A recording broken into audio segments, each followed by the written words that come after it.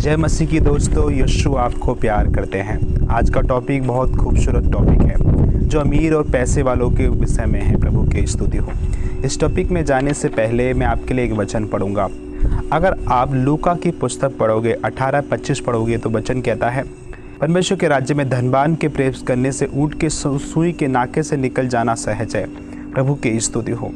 ये वचन यीशु के बोलने से पहले कोई बात वहाँ घटना घटी थी। वहाँ यीशु के पास एक धनवान व्यक्ति, एक सरदार आया था जो बहुत पैसे वाला था, और वो यीशु के पास आकर बोलता है कि प्रभु, मैं अनंत जीवन में प्रवेश करने के लिए क्या करूं?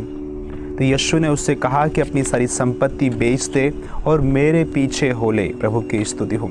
और वचन कहता है कि वो निराश होकर वहाँ से चला गया। तब यीशु ने कहा कि धनवान के स्वर्ग के राज्य में प्रवेश करने से सुई के नाके से ऊँट का निकल जाना सहज है। प्रभु की स्तुति हो।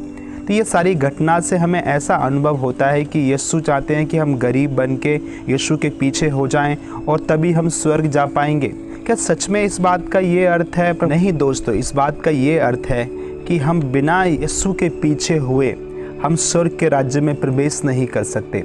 धन, संपत्ति, गाड़ी, बंगला और संसार में जो भी वस्तुएं हैं, हमें वो स्वर्ग लेके नहीं जा सकती। हमें सिर्फ यीशु स्वर्ग लेके जा सकते हैं। हमें यीशु का अनुयायी होना है, हमें यीशु के पीछे चलना है। प्रभु की स्तुति हो।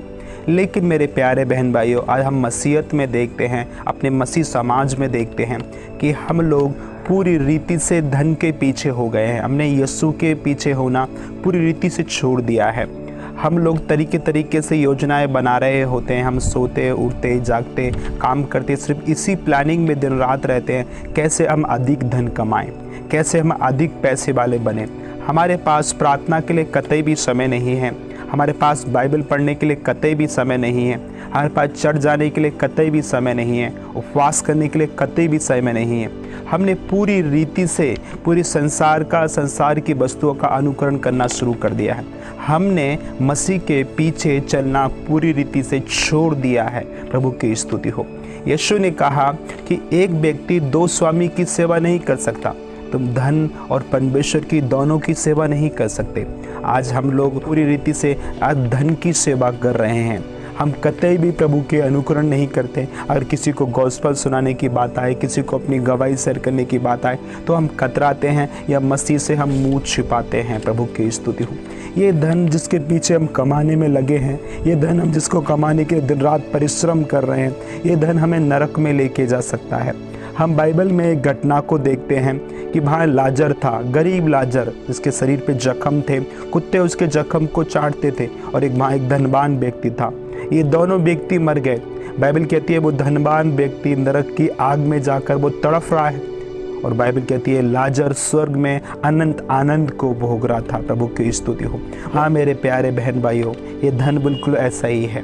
प्रभु की सेवा करना छोड़ दें तो ये धन हमें नरक में लेके जा सकता है। बहुत बार हम कहते हैं कि मैं कमाता हूँ, अपनी कमाई का सारा दसमांश तो देता हूँ और मेरे दसमांश से प्रभु की सेवा होती रहती है।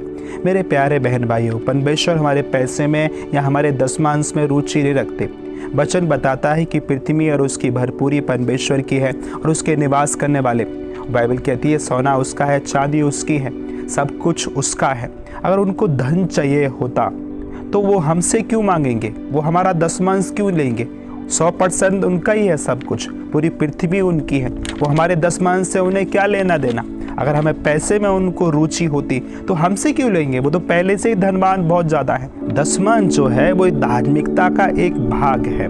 जब हम प्रार्थना करते हैं, उपवास करते हैं, बाइबल पढ़ते हैं, रेगुलर चर्च जाते हैं, सुसमाचार सुनाते हैं, परमेश्वर को सम्मुख जान के चलते हैं, धार्मिकता से जीवन जीते हैं, तो ऐसा जीवन से परमेश्वर क्या चाहते हैं कि ऐसे जीवन में और भी लोग आ जाएं।